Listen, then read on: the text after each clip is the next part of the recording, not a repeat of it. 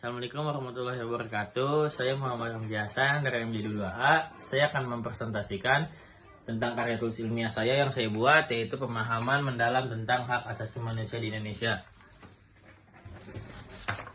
Hak asasi manusia dikutip dari buku Hukum Hak Asasi Manusia oleh Dr. Awidya Gunakarya. Sejarah HAM bermula dari Eropa melalui kristalisi pemikiran seorang filsuf Inggris pada abad ke-17 bernama John Locke. Ia menyatakan adanya hak kodrati natural rights yang melekat pada setiap manusia, yakni hak atas hidup, hak kebebasan, dan hak milik. Berbagai instrumen hak asasi manusia dimiliki negara Republik Indonesia, yakni 1. Undang-Undang Dasar 1945, 2. Ketetapan MPR nomor 1998 tentang hak asasi manusia, 3. Undang-Undang nomor 39 tahun 1999 tentang hak asasi manusia. Dalam pengertian hak asasi manusia dalam buku Hukum dan Hak Asasi Manusia oleh Dr. Serdika Abrita SHMH dan Haji Yunani Hashim SHMH menjabarkan hak asasi manusia dalam bahasa Inggris, human rights dalam bahasa Perancis, droits de l'homme. Jadi hak asasi manusia adalah konsep hukum dan normatif yang menyatakan bahwa manusia memiliki hak melekat pada dirinya karena ia adalah seorang manusia. Dikutip dari buku Hak Asasi Manusia, Perspektif Internasional, Regional, dan Nasional oleh Eko Riyadi SHMH, ada beberapa yaitu Setyendio, Wingjo Subroto, Muladi, Lelevin, dan Thomas Hobbes.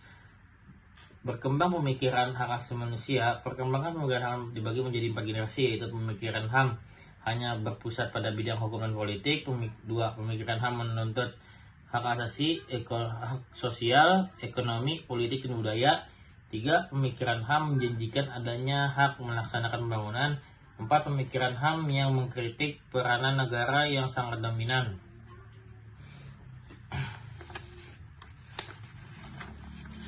Dalam buku Hak Asasi Manusia, dari perkembangan dalam pengaturan, perkembangan oleh Firdaus Arifin, SHMH, perkembangan pemikiran HAM dunia bermula dari Magna Carta, The American Declaration, The First Declaration, The for Freedom. Perkembangan pemikiran hak asasi manusia di Indonesia. Sejak kemerdekaan tahun 1945 sampai sekarang, di Indonesia telah berlaku UUD dalam 4 periode, yaitu periode 18 Agustus 1945 sampai 27 Desember berlaku UUD 1945. Periode 27 Desember 1949 sampai Agustus 1950 berlaku Konstitusi Republik Indonesia Serikat. Periode 17 Agustus sampai 5 Juli 1999 berlaku UUD 1950. 4. Periode 5 Juli 1959 sampai sekarang berlaku kembali UUD 1945.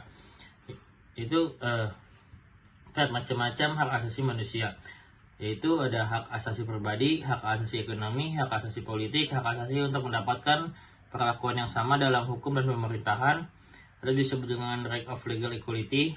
5. Hak asasi sosial dan kebudayaan, ada yang disebut juga social dan cultural rights.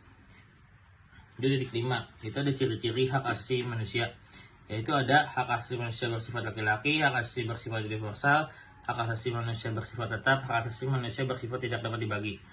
Titik 6 itu ada hak asasi manusia dalam perundang-undangan nasional. Dalam perundang-undangan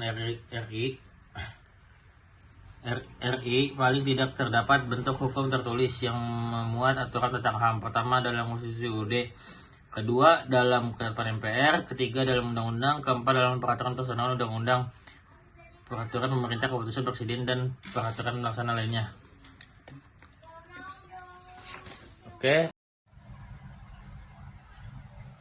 Oke, cukup sekian. Hanya itu yang bisa saya sampaikan. Kurang lebihnya mohon maaf. Wassalamualaikum warahmatullahi wabarakatuh.